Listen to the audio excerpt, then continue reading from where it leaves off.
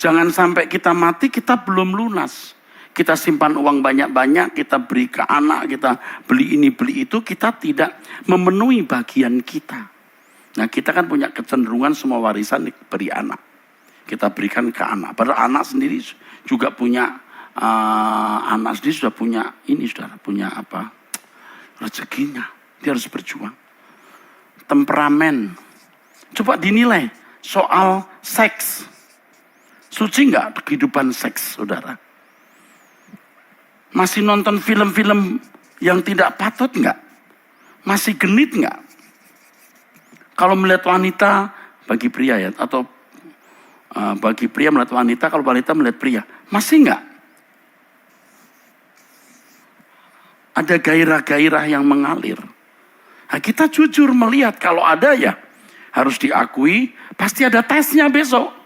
Itu wanita cantik. Punya kesempatan nonton film yang tidak patut. Nah, kita berkata tidak enggak? Diuji nanti. Lalu soal apa? Kuliner.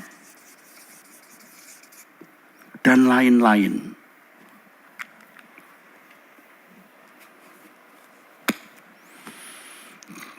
Kalau umur saya 60 tahun, saya masih sisa berapa enggak tahu. Saya takut. Jangan sampai nanti di hadapan Tuhan ada bagian kekurangan kelemahan saya yang melukai hati Tuhan yang belum saya bereskan. Takut, saudaraku. Saya takut. Yaitu saya imbangi dengan, maksud saya, karena saya rindu berprestasi di hadapan Allah. Jadi bersyukur kalau kita itu dibully orang ya. Kita bersyukur kalau kita dibully orang, ya dijahat-jahatin orang. Itu sebenarnya jadi membuat kita sehat. Sehatnya begini, saudara. Sehatnya kita memeriksa diri dengan benar. Jangan-jangan yang dikatakan orang itu benar. Aku matre. Aku masih duniawi. Aku menggelapkan uang. Kita periksa diri. Jangan-jangan yang dikatakan orang itu benar. Nah, kita lalu membawa diri kepada Tuhan. Kita tidak takut manusia. Kita harus lebih takut Tuhan, saudara. Sebenarnya kalau pendeta seperti saya ini mau sembunyikan uang ya tidak bisa. Bagaimanapun pegawai pegawai bank juga bisa melihat uang kita berapa jumlahnya. Dari mana masuknya. Nah, kalau pendeta takut uangnya dilihat orang, itu mungkin tidak beres.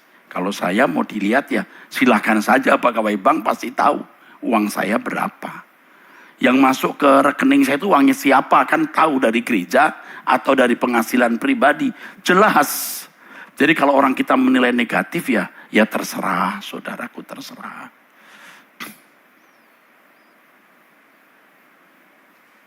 Enggak masalah ya.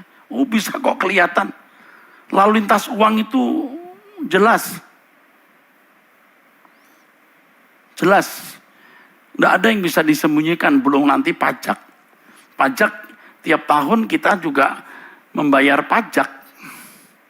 Atau kita melaporkan ke pajak sebagai wajib pajak, punya NPWP kan, saudara. Nah, bagaimana mau sembunyikan uang kita berapa? Ya, tapi saya tahu memang mungkin ada orang yang punya uang banyak dari gereja, yaitu bisa. Nah, kalau orang batinnya bersih, hidupnya bersih, ya bisa diperiksa. Uang dia yang masuk ke gereja atau uang gereja yang masuk ke dirinya, itu mah gampang dilihat, saudara. Gampang dilihat. Ya, bisa dilihat. Ya. Nah, kita benar gak nih? Saya tidak tahu bagaimana membagi perasaan ini kepada saudara.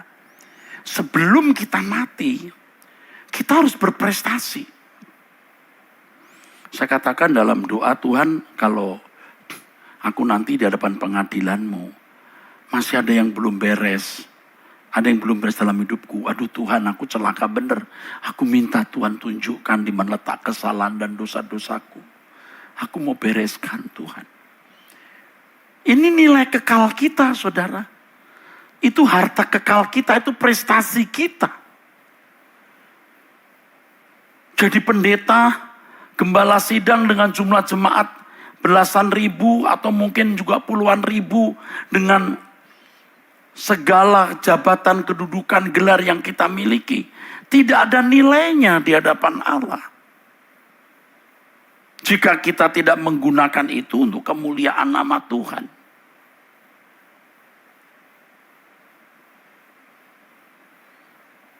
Ayo kita periksa satu persatu kejujuran, ketulusan, ya.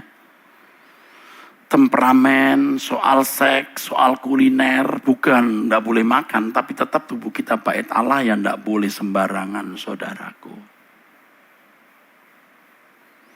Dalam segala hal yang kita lakukan tiap hari,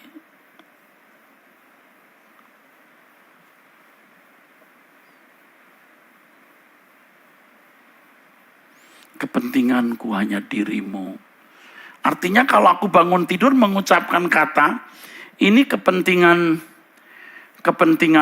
atau kepentingan Tuhan. Semua yang menyenangkan hatimu, semua yang memuaskan hatimu, itu yang kulakukan. Kita mau punya prestasi yang tinggi di kerajaan surga. Makanya benar saudaraku, ini benar. Waktu saya dibully, saya difitnah, aduh sakit hati saudara. Kemeropok. Tapi itu tahun lalu, sejak setahun setengah yang lalu. Wah sakit saudara, capek. Tapi ini ternyata berkat. Dengan keadaan itu saya banyak duduk diam di kaki Tuhan, periksa diri. Saya lebih mau memperkarakan nanti di kekekalan. Ya nanti Tuhan di kekekalan lah. Mau bela diri gimana?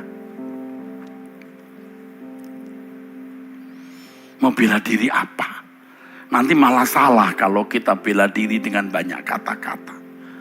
Ya kita periksa diri kita, jangan-jangan kritik orang itu benar ya. Yaudah kita lebih baik periksa diri, kita minta ampun kepada Tuhan kalau salah. Dan ini berkatnya luar biasa. Karena apa? Karena kita belajar mengampuni orang yang menyakiti kita. Namaku rusak Tuhan. Rusak di seluruh dunia ini. Karena teman-temanku di Los Angeles, di Sydney, di mana-mana bicara, loh kok kamu dikatain sesat. Ya enggak apa-apa.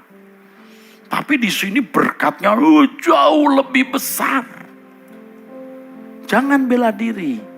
Ajar diam ya Tuhan. Akhirnya kita lebih memeriksa diri yang ternyata memang banyak kesalahan di dalam diri kita.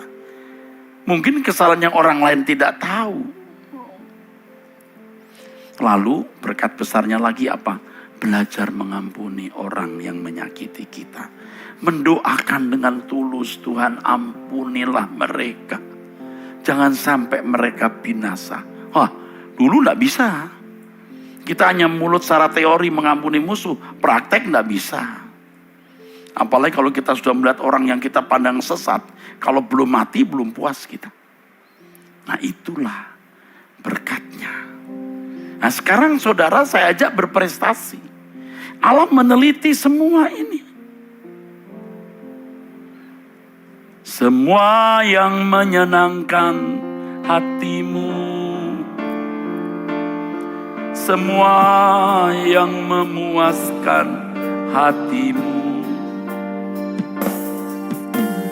ku mau lakukan segenap hati di sisa umur hidupku ini.